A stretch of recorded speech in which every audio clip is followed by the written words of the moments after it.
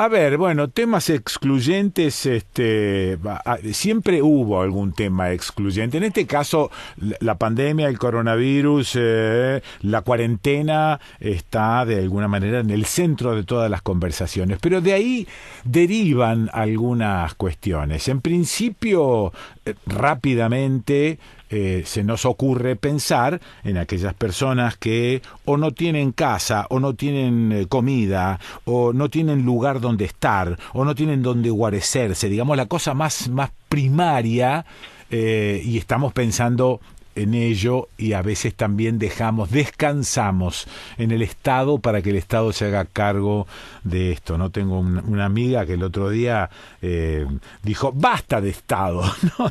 Sí, dijo, basta de Estado, agarró una camioneta que tiene, se fue a comprar comida y se fue a repartir comida a una gente que sabía que no tenía comida, ¿no? Entonces dijo, basta de Estado, ¿no? No, y reaccionó de esa manera. Bueno, digo, siguiendo este hilo también, charlé el otro día con Marisa Graham, que es flamante defensora de la nación de adolescentes, niños y niñas, y hablamos de un montón de cuestiones que hacen a los chicos en la cuarentena, en las casas. No llegamos al tema educativo. Y ahí quería llegar con Alcira Argumedo. Alcira, estás por ahí, ¿no? Todavía sigo por ahí. Todavía estás por ahí. No. Bueno, si estuvieses en Italia no estarías. Claro, sí. No. Bueno, a ver, quería llegar al tema educativo, pero abordarlo desde un sitio que siempre lo estuve como pensando y dando vueltas. Los médicos aseguran que en cuanto a la alimentación, los chicos que no tienen los suficientes nutrientes, después se retrasa su desarrollo o arrastran problemas todas sus vidas. Digo, ¿qué pasa con aquellos chicos que no tuvieron el otro nutriente, que es la parte educativa? ¿No? Ahora se trata de mirar una especie de pantalla y a través de esa pantalla dan clases. Los docentes no saben si los chicos están atendiendo, tampoco saben si hay un padre o una madre ocupándose al lado para acompañar esa educación. No sé, bueno, Alcira Argumedo es socióloga, política, docente, y de esto algo debe entender. Sí, no, lo que pienso es que es muy heterogéneo el problema. Sí. Porque esto que vos decías de la desnutrición o, bueno, la falta de nutrientes en primeros años de vida, etcétera. Sí. Y también se combina con que son sectores populares que tienen una especial cultura, ¿no? Sí. En ese sentido, creo que hay un cierto prejuicio. A ver. Vos sabés que nosotros hicimos una experiencia en José C. Paz, que es una de las zonas del Gran Buenos Aires, te diría, de niveles más bajos en términos de clases sociales. Sí. Donde la hipótesis era que el tema de la repitencia, las dificultades de aprendizaje, incluso la indisciplina o la deserción, tenían menos que ver con capacidades diferenciales de los chicos que con el nivel de agresión que la escuela, que la cultura de la escuela oficial hace a sus identidades culturales. Ah, mira. Mira, vos fíjate una cosa. Sí. En los sectores populares, obviamente, o todavía hablan guaraní o quechua o cualquier otro idioma, que se cree en el gauchito gil, la pachamama, etcétera, etcétera. Sí. Ahora, el tema es que como los padres saben que eso está muy cuestionado en la escuela oficial, la idea, los chicos van a entrar al colegio y no vas a mencionar al gauchito gil, claro, ni digas que hablas guaraní, cuidado. Sí. Entonces los mandan con un mandato de ocultamiento, claro, pero de ocultamiento de las identidades de sus padres. Sí, o sea, ya es una desvalorización. Sí, de arranque, sí. Bueno, mira, nosotros trabajamos partando de esto. ¿Por qué? Porque van con ese mandato de ocultamiento y no saben, no pueden discriminar qué sí, qué no decir. Entonces una participación, pero además se sienten agredidos. Bueno, nosotros hicimos una experiencia para decirte esto de la desnutrición, ¿no? Sí. Hicimos una experiencia, chicos que ingresaban a primer grado, donde se explicitó que la historia de Gauchito Gil, Sí.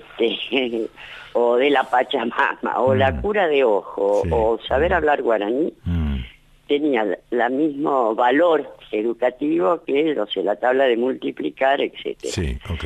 ¿Qué pasa? De esta manera, en vez de tener una agresión, la escuela oficial, en vez de ser una agresión hacia esas identidades, es un enriquecimiento de Clarito, las identidades. es suma, claro, sí. Ahora, te digo una cosa, esto lo fuimos detectando, porque antes de hacer la experiencia, una docente, ponele chicos de tercer grado, Sí. una docente un día va y dice una palabra en guaraní, y pregunta, ¿alguien sabe qué quiere decir esta palabra? Silencio total. Ajá. Entonces en el recreo Sí. se acerca una nena, 10 años, 11, señorita, por favor, no le diga nada, júreme que no va a decir nada. Yo sé qué quiere decir esa palabra. Qué bárbaro. Ya qué le dijo, bárbaro. no, bueno, no importa, etc. Entonces las 3 semanas siguientes, Sí. haciéndose la tonta, llegaba tema la vaca, no sé qué. Ahora, si viene la Dagüen y me dice, ¿yo qué quiero ser? Yo quiero ser guaraní, porque no sabe lo que son los guaraníes fantásticos, etc. Siguiente semana, no sé, 2 más 2, 4, 4 más, pero los guaraníes. Tercer semana, dice la palabra en guaraní, y pregunta, ¿alguien sabe? 80% del curso levantó la mano. Ajá. Pues es lo brutal que es esto para el aprendizaje, para la relación Sí. con el aprendizaje. Sí, sí, sí, sí. Conclusión. Sí. ¿Cómo? A ver. No, conclusión, sí.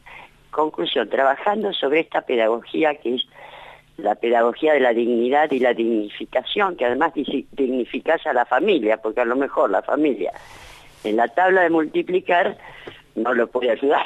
Claro, Pero en la historia el Gauchito aquí el mal de ojo. Absolutamente. Erudición. Sí, sí, sí. Conclusión. Hicimos una prueba, te decía José Cepaz, zona muy pobre, un grupo con la escuela, con la educación tradicional, el otro con esta pedagogía de la dignidad. Ajá. Resultado, los de la pedagogía de la dignidad, sobre 10 pruebas de aprendizaje oficial, en 9, 10 puntos, en la otra 8. Sí, claro. El grupo control con la cosa tradicional, en una 10 puntos, en otra 7, y en el resto no pasaban de 4 o 5. Claro. Pero con un dato, esos chicos de la dignidad salieron primeros en el aprendizaje oficial sobre 10 grupos de chicos de todas las clases sociales, Sí. medidos por una profesora de magisterio que tenía 10 pasantes en distintos lados. Sí. Ojo con lo que está haciendo la concepción educativa, ¿no? Sí. Y esto en estos momentos se ve muy diferenciado, porque bueno, ya soy muy charleta, pero me parece que... No, pero estamos llegando al punto al que quería llegar. Todo eso que me contás, ahora vamos a trasladarlo a la cuarentena. Exacto. Claro. ¿Qué pasa con los chicos en cuarentena? Con los chicos y la educación en cuarentena. Es imposible, porque no hay una comunicación directa y personal, repetir una experiencia como la que me contás. No, Bueno, en esto no. ¿con qué reemplazamos ahora? ¿Qué es lo que hacen los padres ahora en función de la educación de los chicos? Mira, el tema es que vuelve a haber, te digo, diferencias muy grandes, porque hay, primero, la capacidad de respaldo en el hogar, en distintos aspectos, ¿no? Sí. Sobre todo en el aspecto de bancarle el aprendizaje, Eso. porque hay algunas escuelas que están haciendo esto a distancia, ¿no? Sí. Por lo menos acá en Buenos Aires, hay algunas que sí, pero claro, ahí ya necesitas una base de estructura de disposición digamos, de recursos técnicos que no todos tienen, ¿no? No solamente recursos técnicos, sino disposición del alumno en sí, como para adquirir herramientas a través de un sistema totalmente distinto. No, yo te digo, en principio no es para nada bueno lo que está pasando. El tema es cuál es el deterioro o no que pueda generar. Eso es. Yo te diría que en realidad el deterioro que pueda generar, que es importante, tendría también que hacernos pensar acerca de problemas muy en profundidad que tiene la educación. Te digo la educación pública y privada, porque uno de los datos absolutamente alarmantes es que el 50% de nuestros chicos de 14 a 18 años o mayores de 15 años no han terminado o no han ingresado o han desertado del colegio secundario. Y el problema es que en estos momentos, por toda la cuestión de la revolución científico-técnica, etcétera, etcétera, el nivel educativo mínimo que necesitas para un trabajo mínimamente digno es secundario completo. Correcto. La mitad de nuestra población activa no tiene secundario completo.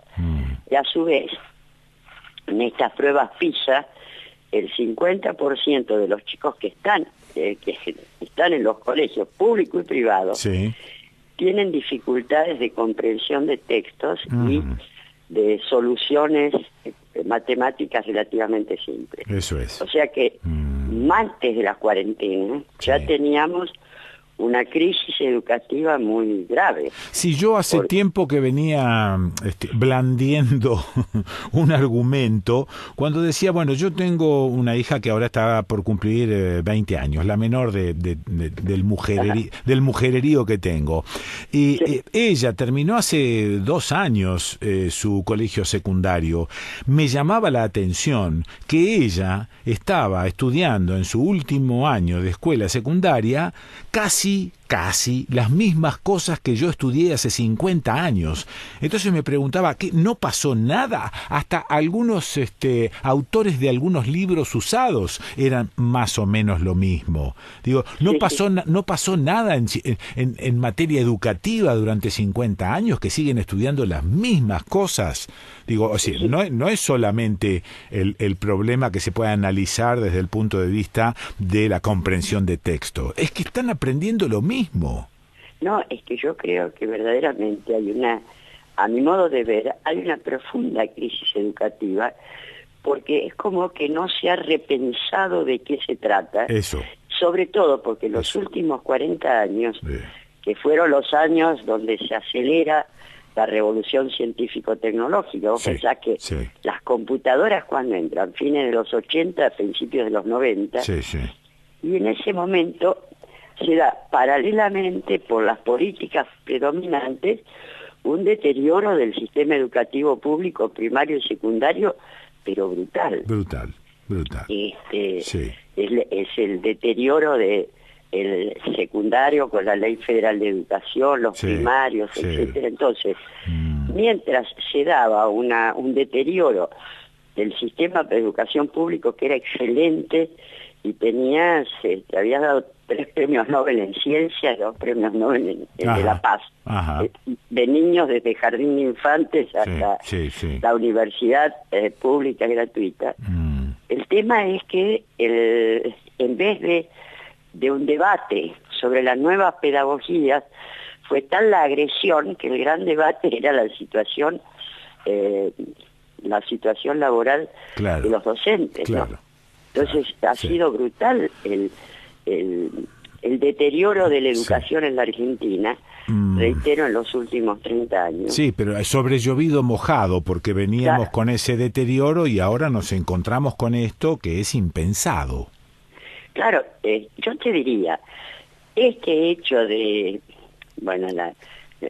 es una situación inédita absolutamente, ¿no? Una pandemia. Bueno, con lo cual, pero el problema es si esta pérdida, digamos, de 6, 7 meses es más grave que no hacer frente a la magnitud de la crisis educativa que tiene la Argentina, claro. Cuyas características es lo que vos señalás, ¿no? Sí, El anacronismo de la enseñanza. Me quedo con este último concepto y con la comparación. ¿Cuál es el daño más grande, no? Si que los chicos no asistan a la escuela o empezar a ver el deterioro educativo de los últimos años. Por ahí va la cosa. Sí, ¿no? sí, me quedo con esa, Alcira. Che, bueno, gracias, cuídate mucho. Igualmente ustedes, che, bueno. que están en una zona muy sana, así que... Sí, pero igual, como dijiste al principio, si estuviésemos en Italia... En Italia estamos. Un abrazo grande. Abrazo grandote, Alcira, gracias. Chao. Chao. Bueno, la escuchaste a Alcira Argumedo.